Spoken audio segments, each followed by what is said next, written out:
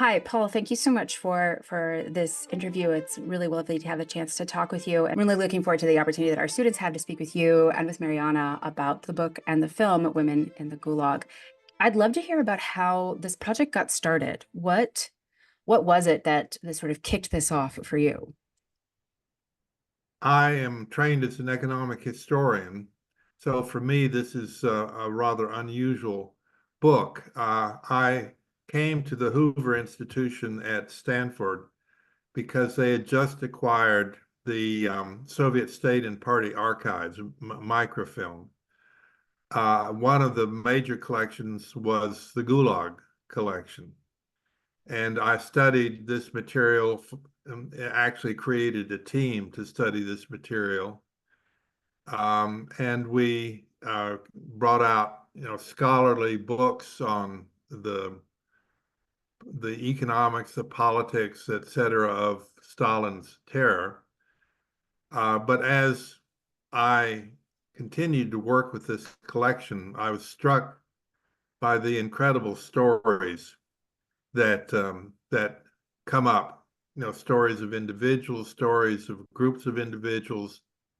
And so I decided I didn't want to write a book that was scholarly, but was very personal. And I decided that I would focus on women, women of the Gulag. The reason for this is that, oddly, very few men, of course, exceptions being Solzhenitsyn, wrote about their experiences in the Gulag. Women, on the other hand, left behind many memoirs, some typewritten, some handwritten, etc. And I was so impressed and touched by this material that I decided that I would write a book about women of the Gulag or in the Gulag. And that's how I got started. That's amazing. What could you tell us a little bit about sort of what these personal stories, maybe one in particular that really gripped you, that made you see that you needed to pursue this project? They were all gripping. I'll name two. One was the story of Maria, who was the wife of a railway engineer in Chita, Siberia, who was an exemplary employee. As he was sort of the manager of the whole station, so that gave her a very elevated status. He happened to get on the wrong side of the local NKVD and was arrested and shot. Um, Immediately after he was shot, they arrested her and she was sent to the Gulag, leaving behind two children. What struck me there was the story, and the most personal part of it was, I think, that my grandfather, who worked in Chita on the railways, would have been an employee of this person. So that made it very personal for me. So that's one story. The other story was that of a so-called special settler by the name of Fiokla, basically the daughter of a wealthy, if you want to call it wealthy, farmer. And she wrote her memoir about what it was like to be an 11-year-old child working in the mines alongside your parents, losing your father. Um, and Her story of hardship was so incredible that I felt one could not write a book without putting Fiokla in. What made it very personal is I didn't know if any of these women were still alive. So somehow we got a telephone number for Fiokla, and I kept calling that number from Palo Alto. No answer, no answer. And I was about to give up, and then I phoned, and someone answered, and it was Fiokla. So that was very, very moving for me to actually talk with one of the main characters of the book.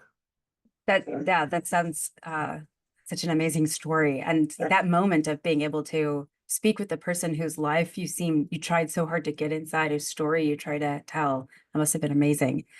What do you hope these young people that are coming to the event, that are going to be watching the movie, watching the film, and hopefully thereafter reading the book and currently are reading, many of whom are currently reading the Gulag Archipelago. What do you hope that they come away from watching the film, from reading Solzhenitsyn, from reading your book? What would you hope that they come away with? Well, you may know that there is a revival or resurgence of interest, positive interest in Stalin.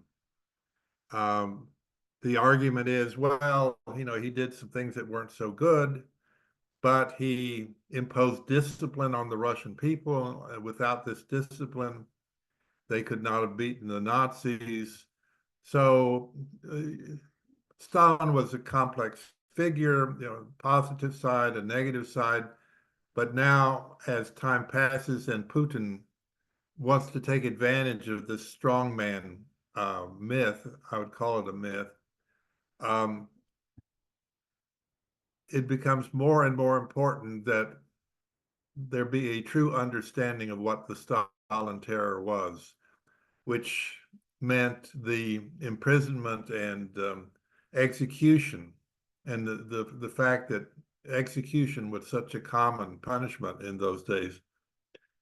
It's my belief that if young Russians or young American students or young European students were to read my book, um, they would not fall for this argument, this strongman, efficient manager argument.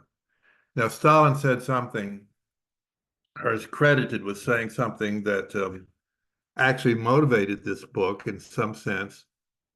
And what he said was the death of a million is a statistic. The death of one person is a tragedy.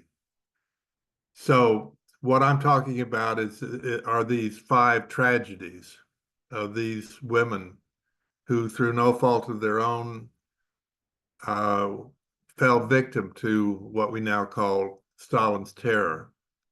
So that's what I hope to get out of this, that I hope readers will get out of this. That chilling quotation attributed to Stalin, comparing the individual to sort of the mass, it does seem like telling these stories and then the kind of literature that Solzhenitsyn's strange genre-defying Gulag Archipelago is, and then the film that Marianna made, it does seem like these artistic endeavors uh, are really well suited to trying to bring into living memory these, yes, as you said, tragedies.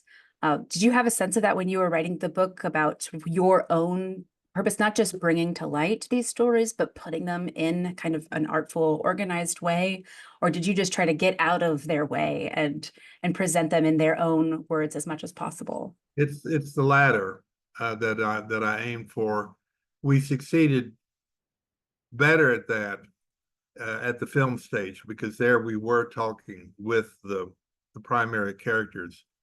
Um, I do make a point, however, that because of my training in history and economics, I try not to make anything up.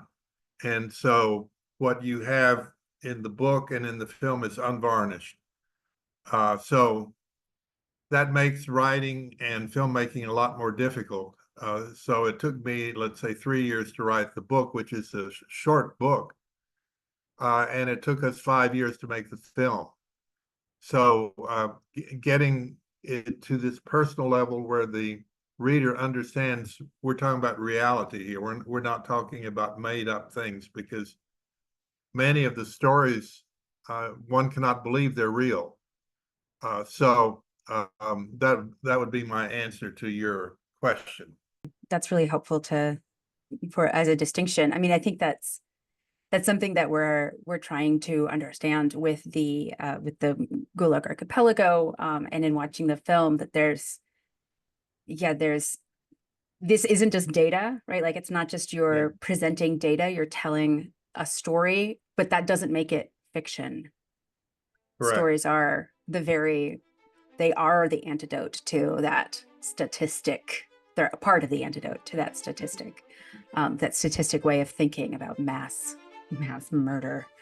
Uh, but thank you so much, Paul, for joining us here, and thank you for joining us on November 7th for our screening of the film and conversation with you and with Marianna. Thank you for doing that with us. That's, I think, a wonderful opportunity for our fellows who are currently in this seminar, and then for other guests and friends of the foundation. We look forward to seeing you then.